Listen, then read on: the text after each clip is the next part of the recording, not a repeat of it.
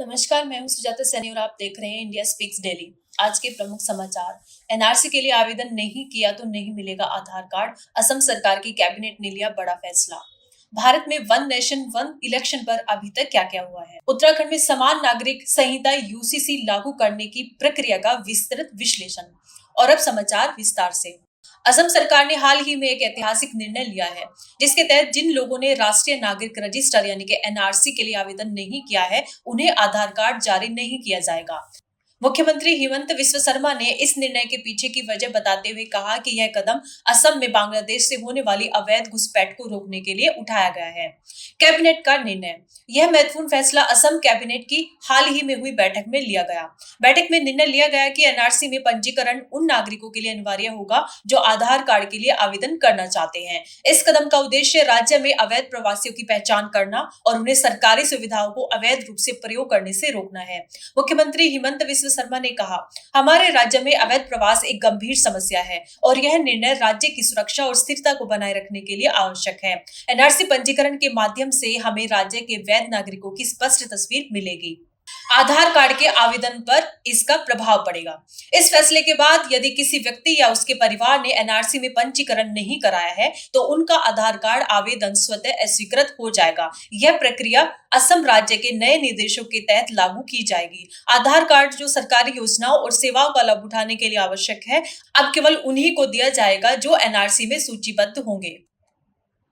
बांग्लादेशी घुसपैठ पर चिंता। असम के मुख्यमंत्री ने यह भी स्पष्ट किया कि यह कदम बांग्लादेशी नागरिकों द्वारा अवैध घुसपैठ की कोशिशों को देखते हुए उठाया गया है। उन्होंने कहा, बांग्लादेश से आने वाले अवैध प्रवासियों की समस्या ने राज्य की जनसांख्यिकी को बदलने का खतरा पैदा कर दिया है। हमारा यह कदम इस समस्या को रोकने में सहायक होगा। विपक्ष की इस पर क्या प्रतिक्रिया है? विपक्षी दलों ने इस निर्णय की आलोचना की है। कांग्रेस नेता देवव्रत सैकिया ने कहा, यह निर्णय राज्य के नागरिकों के अधिकारों का उल्लंघन है। आधार कार्ड एक बुनियादी दस्तावेज है जिसे एनआरसी से नहीं जोड़ा जाना चाहिए। हालांकि भाजपा के वरिष्ठ नेता और असम सरकार के प्रवक्ता विजुष हजारिका ने इस कदम का समर्थन करते हुए कहा, यह निर्णय हमारी सरकार की प्रतिबद्धता को दर्शाता है कि हम राज्य की जनसांख्यिकी संरचना और कानून व्यवस्था को बनाए रखने के लिए गंभीर हैं। विशेषज्ञों की राय। विभिन्न कानूनी विशेषज्ञ और सामाजिक कार्यकर्ता इस निर्णय पर मिश्रित प्रतिक्रिया दे रहे हैं। हालांकि असम सरकार का यह फैसला राज्य में नागरिकता और अवैध प्रवासियों की समस्या को हल करने की दिशा में एक कठोर लेकिन निर्णायक कदम है। हालांकि इसे लेकर विभिन्न पक्षों से आलोचना और समर्थन दोनों ही मिल रहे हैं। अब यह देखना दिलचस्प होगा कि इस निर्णय को लागू करने में सरकार को कितनी सफलता मिलती है और यह राज्य के नागरिकों पर कैसा प्रभाव डालता है। भारत में वन नेशन वन इलेक्शन एक राष्ट्र एक चुनाव की अवधारणा पर हाल ही में महत्वपूर्ण घटनाक्रम हुए हैं। 12 दिसंबर 2024 को प्रधानमंत्री नरेंद्र मोदी की अध्यक्षता में केंद्रीय मंत्रिमंडल ने संविधान के 129वें संशोधन विधेयक को मंजूरी दी।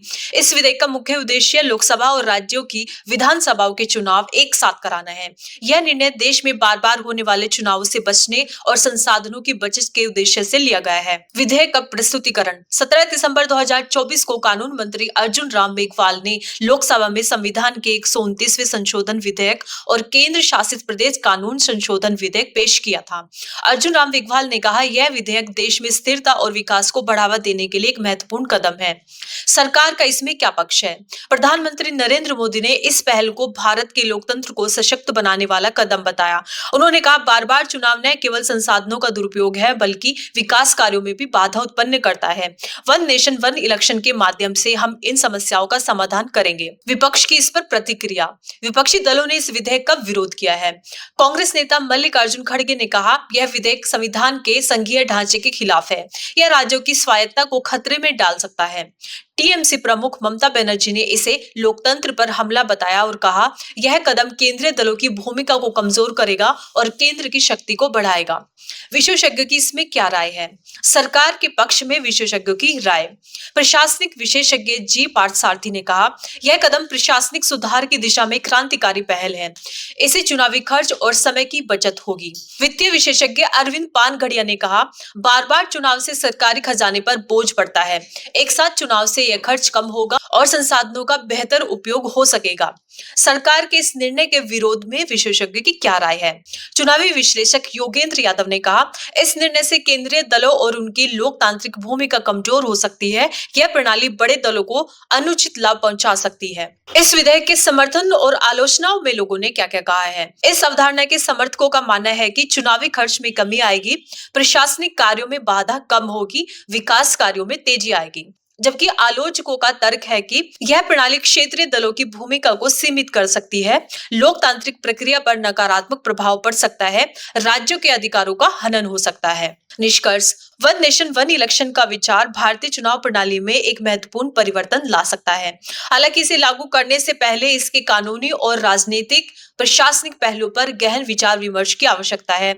यह देखना महत्वपूर्ण होगा कि सरकार और विपक्ष इस मुद्दे पर कैसे सहमति बनाते हैं। यदि विधेयक पारित होता है तो यह भारत के लोकतांत्रिक और संघीय ढांचे के लिए एक नया अध्याय होगा।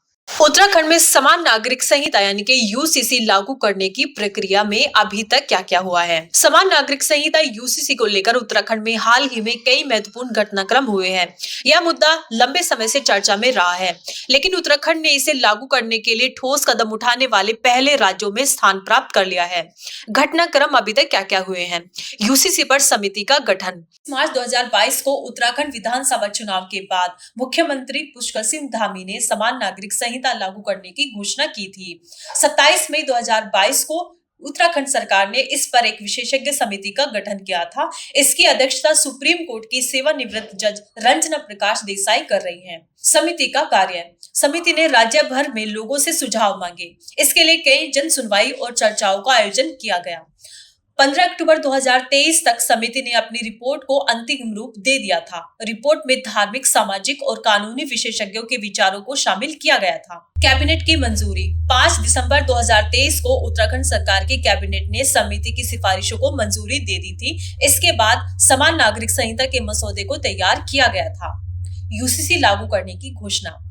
12 दिसंबर 2024 को मुख्यमंत्री पुष्कर सिंह धामी ने घोषणा की कि समान नागरिक संहिता 1 जनवरी 2025 से उत्तराखंड राज्य में लागू कर दिया जाएगा। सरकार का इसमें क्या पक्ष है? मुख्यमंत्री पुष्कर सिंह धामी ने कहा, उत्तराखंड जैसे प्रगतिशील राज्य में समान नागरिक संहिता लागू करना समाज में समानता और न्याय स्थापित करने की दिशा में एक ऐतिहासिक कदम है। यह निर्णय सभी नागरिकों को एक समान कानून के तहत लाने के उद्देश्य से लिया गया है।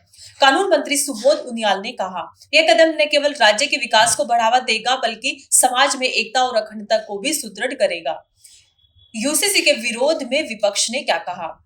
कांग्रेस नेता हरीश रावत ने इस निर्णय को राजनीतिक करार देते हुए कहा, यह कदम जनता का ध्यान वास्तविक मुद्दों से भटकाने के लिए उठाया गया है। वामपंथी दलों ने इसे संविधान के धर्मनिरपेक्षता के मूलभूत सिद्धांतों के खिलाफ बताया। उन्होंने दावा किया कि यह धार्मिक और सांस्कृतिक विविधता को खतरे में डाल सकता है। क्षेत्रीय दलों का इस पर क्या मत है? कई क्षेत्रीय संगठन ने इसे सरकार की सांस्कृतिक और परंपराओं के लिए हानिकारक बताया। उनका तर्क है कि यह विविध समुदाय की स्वतंत्रता को सीमित कर सकता है। यूसीसी पर कार्य कब से शुरू हुआ था? समान नागरिक संहिता पर काम की शुरुआत उत्तराखंड राज्य के दूसरे कार्यकाल में 24 मार्च 2022 से हुई थी। 27 मई 2022 को समिति का गठन किया गया था। 15 अक्टूबर 2023 को इसकी रिपोर्ट तैयार की गई थी। 5 दिसंबर 2023 को उत्तराखंड की कैबिनेट ने इसे मंजूरी दी थी। अब 1 जनवरी 2025 से उत्तराखंड में यूसीसी को लागू करने की घोषणा की गई है। समान नागरिक संहिता की भारत में आवश्यकता। भारत जैसे बहुसांस्कृतिक देश में समान नागरिक संहिता लागू करना निम्नलिखित कारणों से आवश्यक है। समानता का सिद्धांत। विभिन्न समुदाय के लिए अलग अलग व्यक्तिगत कानून होने से असमानता उत्पन्न होती है। यूसीसी सभी नागरिकों के लिए समान कानून सुनिश्चित करेगा। सामाजिक एकता। यह कदम विभिन्न धार्मिक और सांस्कृतिक समुदायों के बीच एकता और अखंडता को बढ़ावा देगा। महिला सशक्तिकरण। यूसीसी महिला अधिकारों की रक्षा करेगा और लिंग आधारित भेदभाव को समाप्त करेगा। कानूनी प्रक्रिया का सरलीकरण।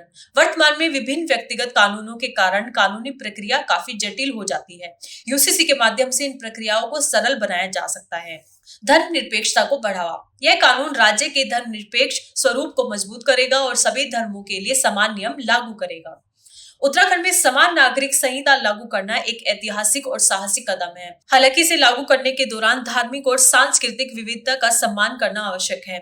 यह पहल भारत के संवैधानिक मूल्यों को मजबूत करने और समाज में न्याय और समानता सुनिश्चित करने में महत्वपूर्ण भूमिका निभा सकती है। अब देखना यह होगा कि यूसीसी को लेकर सरकार का जो इस खबर को लेकर आप कमेंट बॉक्स में हमें अपनी राय दीजिए और उसके अलावा आपका इन तीनों ही कानूनों पर क्या कहना है इसके विषय में भी आप हमें बताइएगा। आज के लिए इतना ही, धन्यवाद।